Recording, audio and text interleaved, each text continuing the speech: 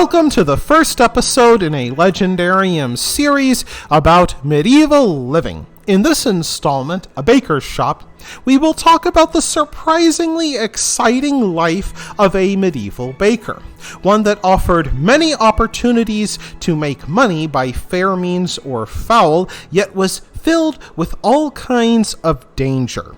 Grain growing really took off in Europe during the medieval warm period, which lasted from about 900 to 1300 AD.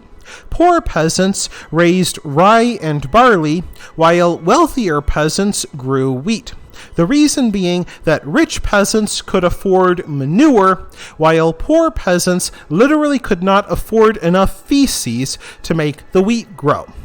Whether the peasants grew barley or wheat, they had to harvest it in a long and grueling process that involved cutting, threshing, and winnowing. Then the hard part began. Peasant women spent 3 to 4 hours a day grinding the grain with quernstones into flour. The work was so hard that many peasant women who survived into their 30s had damaged spines. In the early Middle Ages, from about 500 to 900 AD, peasants would either cook their bread inside their houses, inside small fires, or they would use clay and sand ovens in order to turn the flour into bread. And because the loaves of bread often contained stone dust left over from the grinding, any peasant who survived to the age of 40 would have often ground their teeth down to the nubbins from eating bread that was partly stone. And the worst part was that when villages began to run low on food just before the harvest, some poor peasants were reduced to using old rye that had gone black and waxy from being infected with a type of fungus called ergot. When peasants ate bread infected with this fungus, they suffered from a disease called St. Anthony's fire, in which they endured violent hallucinations, uncontrollable vomiting, and sometimes death. During the famine year of 994, it's estimated that 4,000 people in modern-day Germany alone died of St. Anthony's fire. Given how important bread was to medieval society, it's not surprising there were a number of traditions based around wheat. Some of these dated back to pagan times, in which the guests at a wedding would throw grain upon the heads of newlyweds and then roll barrels of cider made from grain down the hill in celebration. After the conversion to Christianity, priests began brewing their own beer to bring more parishioners into the pews. And when they held charity events, they would brew up huge cauldrons of ale for the attendees, apparently realizing that when people became drunk, they were much more likely to spend money. And if they're going to do that, they might as well spend it on giving to charity. Bread was raised in importance by Christianity, as loaves were used in communion, and Christ was said to have eaten bread with his 12 disciples during the Last Supper. Bread even became a point of contention between the Roman Catholic and Eastern Orthodox churches, with the Orthodox Church using unleavened bread for communion, while the Roman Catholic Church used leavened bread, arguing that leavened bread rose up towards God and heaven, which made it much more fitting for church ceremonies. Later in the Middle Ages, especially during the medieval warm period, villages became more specialized. In the past, peasants had to do their own grinding and baking. But now there were peasants who could devote all of their time to milling and baking. Water mills and windmills began to appear across Europe during the 12th century, which meant an end to that back-breaking toil endured by generations of peasant women. The process of medieval baking involved lighting a fire in the clay oven, which raised the inside temperature to about 600 degrees. The baker would then rake out the ashes and place the loaves on a stone surface using a long-handled paddle. And since that stone surface was never completely clean, when the bread came out, the bottoms would usually be black with dirt. And this led to a custom in aristocratic houses where the lords would cut off the blackened part of the bread and give it to the servants while they kept the top of the bread for themselves, which is where we get the phrase upper crust. Bakers themselves became more specialized, making different kinds of bread like black rye, wheat rolls, bagels, crescent rolls, and even flat cakes, using extra ingredients like beer, water, and salt.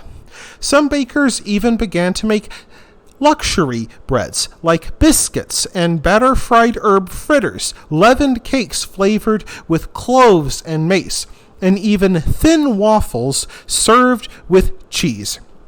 The wealthy would use bread as trenchers. That meant they cut them into thick, flat slices, used them as plates for soup and meat, and after they were done eating, they would give their bread plates either to the servants or to the dogs.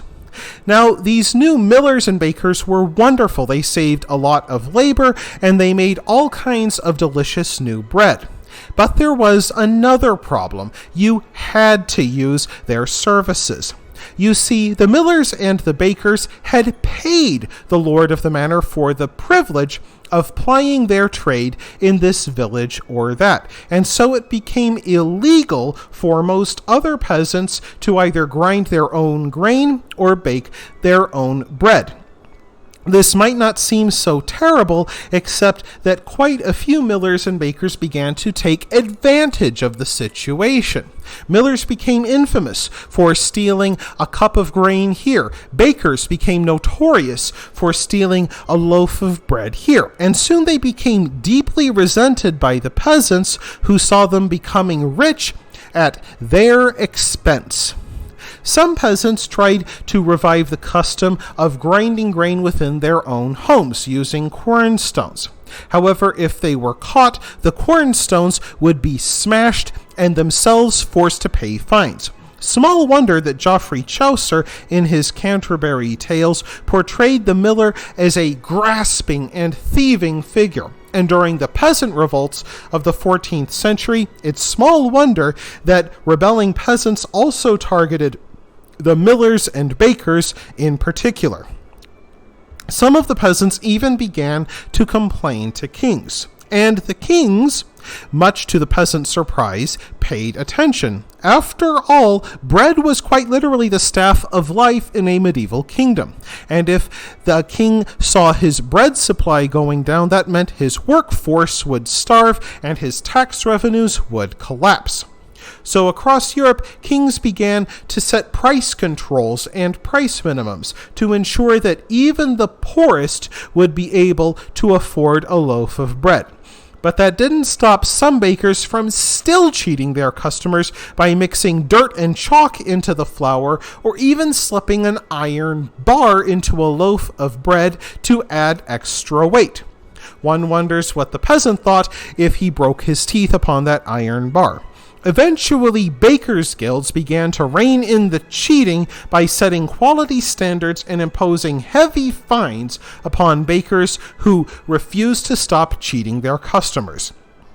But even without all of this cheating and thievery, bakers could face a lot of problems, especially as the medieval warm period gave way to the famines and hardship of the Little Ice Age. Medieval Europe was never more than one bad growing season away from famine and possibly starvation. And after the beginning of the Little Ice Age in 1300, famine years came more and more often. Bakers had to keep baking with anything that they were given, including moss or lichen or weeds, in order to keep the bread coming. And when things became really desperate, the authorities might force them to lower prices well below the cost of production, or even simply seize their bread, and then dole them out to those whom they judged the most needy. And this, in a tragic irony, meant that the very people medieval society depended on to provide them with bread began starving themselves. just another example of the dangerous world of the medieval baker. That wraps things up for this episode of The Legendarium. I hope you enjoyed it. If you did, press like. If you want to see more, press subscribe. And if you've got anything to say, let me know in the comments section. Thanks again for joining me, and I hope that you have a great rest of the day.